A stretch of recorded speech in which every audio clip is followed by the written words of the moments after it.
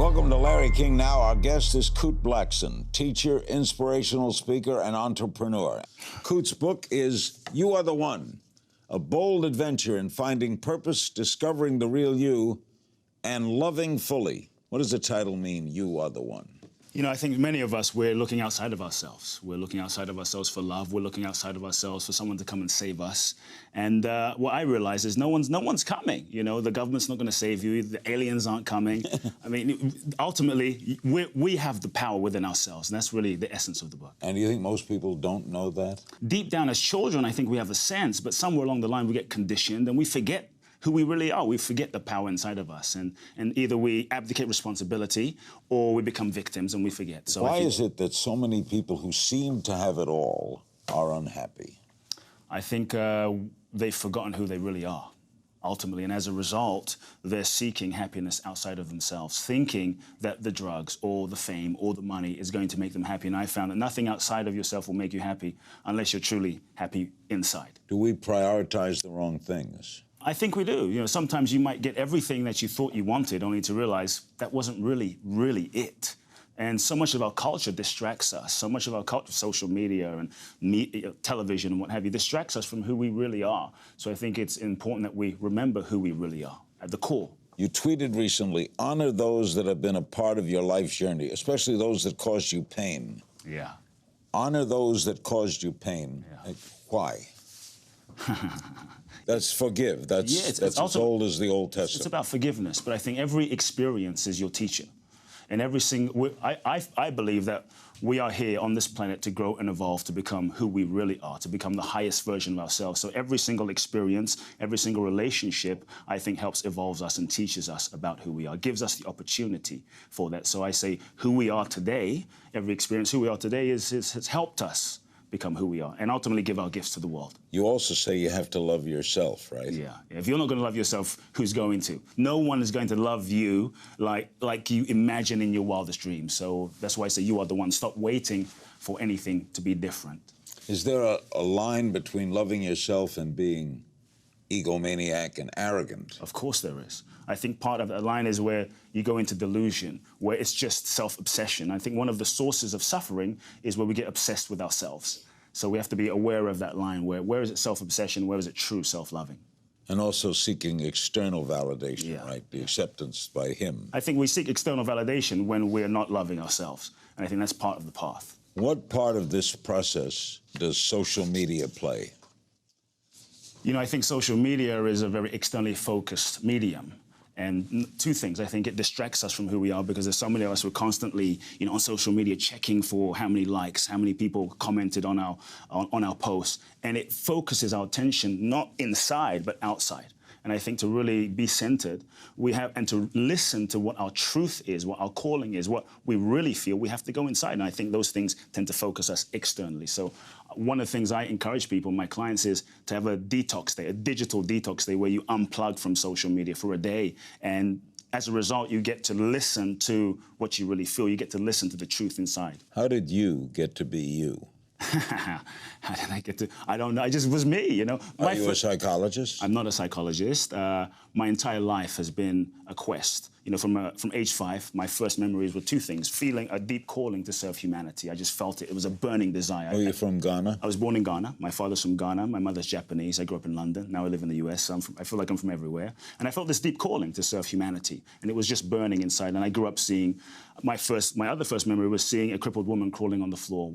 She picked up the sand that this man walked on, wiped on her face and stood up. And this man was my father. So I grew up in this, you could say, spiritual environment that was filled with possibilities. And when I was age 8, I started speaking in my father's audiences. When I was 14, I was ordained as a minister, given the mandate to take over his organization. But I knew that wasn't my path. So it took a lot of courage for me to actually listen to my own truth and not follow the expectations of my father and tell him I wasn't going to take over, to the disappointment and dismay of many people. Do you believe in a higher power? I believe that there is an intelligence. Call it whatever you want to call it. Some people call it God. Some people, you can call it, you know, blah, blah, blah. Whatever it is, to me, those are just labels. But I do believe that there is an intelligence that is functioning us. There is an intelligence that is living and breathing. You and I, you're being breathed, I'm being breathed. There's an intelligence that is functioning existence. That I do believe. I don't put labels on it. I just feel it. And I feel it is what what we are, essentially. What do you think of the greatest mystery of all? What happens when you die? I'll be honest, I don't know. Neither do I. Who knows? Who knows? I mean, we can have theories and we can pretend to know, but no one knows. I don't think the question is what happens when you die, because that's what we often ask, and we have theories about it. I think the real focus should be, how am I going to live my life now? Right this moment, this second. And many of us, we don't live. We're living like we're dead. So I think that takes more courage to live this moment. Our guest is the noted inspirational speaker and teacher, Kute Blackson. Coming up, how Kute broke from the church to chart a different path. His book is You Are the One. Stay with us. We're back with Kute Blackson. The book is You Are the One. As he said, he was born in Ghana. Why did you leave the church? You know, I didn't feel it was my calling. And the only reason I accepted to sort of take over my father's ministry was I wanted his love. I wanted his acceptance. But those were his dreams for my life. And I started asking different questions. And I just knew it wasn't my path. And I read a book by a philosopher, Indian philosopher called J. Krishnamurti. And he followed a similar path. And then he broke away. And in that moment, I knew that was my truth. It was one of those moments where I realized I had a different path. But it took a tremendous amount of courage for me to leave. There's so many people in self-help now. It's inundated.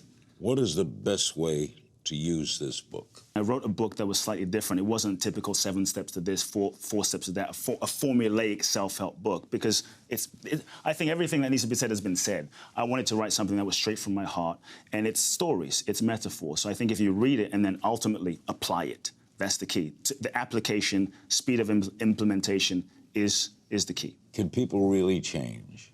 People only change or transform if they are truly 100% committed. And most people come to me and say, I want to change. And I say, no, you really don't. Because if you did, you would have already. So you have to look at what the payoff is for staying stuck. And you have to look at where are you not committed. Because if you're not committed, you won't shift. Some people say people don't change, circumstances change. Sometimes circumstances do change. But I believe that if you don't change, if we don't change inside of ourselves, mentally, emotionally, spiritually, then you might leave that circumstance, but you'll recreate another circumstance or another situation or another relationship that is the same. You know, the whole principle, wherever you go, there you are. You take yourself with you. What does your father make of what you're doing? He respects what I'm doing. You know, he loves what I'm doing, respects what I'm doing. All right, what's the liberation experience? The liberation experience was a transformational journey I created about 10 years ago when I went to India. I had an experience and I decided it's a 14-day, 24/7, non-stop immersion, experiential, transformational journey. I take one person, one-on-one to India. I take away your passport, take away your money. You have a backpack, a pair of clothes, no idea where you're going. It requires total letting go of control, total surrender, and I create a deep, transformational process that will strip you to the core. You write letters to everyone in your life in case you don't come back. You sign your will, write your will in case you don't come back, and you face death. Why would you not come back? What do you mean face death? Ultimately, how do I fail? I'm not going. Face death. Good luck. Taking you, Larry. I'm taking you. We're going. Like, why would you have to do all that? You know, I think so often we're so busy protecting ourselves. In life, we're so busy playing it safe. We're so busy resisting death. And the moment we're born, death is the only guarantee. I say if you want to live fully, if you want to be free, make death your friend. You know, like embrace death. It is a reality, but we're afraid. So as a result, we kind of live timidly. I think we have to face, once you face death, it frees you up to be that much more bold. I look at people like Martin Luther King, and there was a great speech he gave, I've been to the mountaintop, and he told, I've been to the mountaintop, and I almost died today, and you could feel that there was a fearlessness in his voice because he had faced death. And so I make people face the thing they're afraid of, which frees them up to then give their gifts. You think you practice what you preach every day? I'm not perfect. I'm a human being. We're all human beings. I think, you know, we're often looking for perfection in the world. You won't find perfection in the world. So I do my best each day to grow. And I think if we're doing our best each day to grow, then I'm successful. I think, to me, that is the definition of success. What's a good starting point? I think a great starting point is to tell the truth to yourself. So many of us are living lives that are not authentic. Not intentionally, it's just how we've done things based on our conditioning, based on our programming, based on what our parents want. We're not living the life that we were truly here to live. So I think a starting point for anyone is to tell the truth to yourself. Look at, where am I lying to myself? Where am I being inauthentic? Is the life I'm living the life I truly want to be living? Question I ask people is, what am I pretending to not know?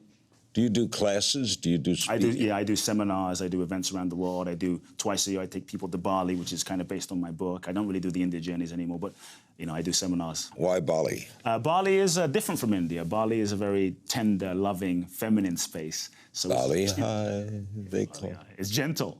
Bali is gentle and transforms you in a certain way. You're still you when you're in Bali, right? What I do is I unplug people from their regular TikTok routines, where we have this sense of, this is who I am. I am my phone, I am my hair, I am my makeup, and I unplug people from those routines, and then I strip away those layers as to who you think you are, because we think we're free, but we're really not. So once I strip those layers away, in let's say somewhere like Bali, then people get a sense of, they have the opportunity to dive deeper in themselves, to get in touch with and question, who am I really? And I think that's one of the ultimate questions in life, who am I? Thank you, man. It's a real pleasure. Thanks to my guest, Kute Blackson. The book is You Are the One, a bold adventure in finding purpose, discovering the real you, and loving fully. I read it. It's terrific.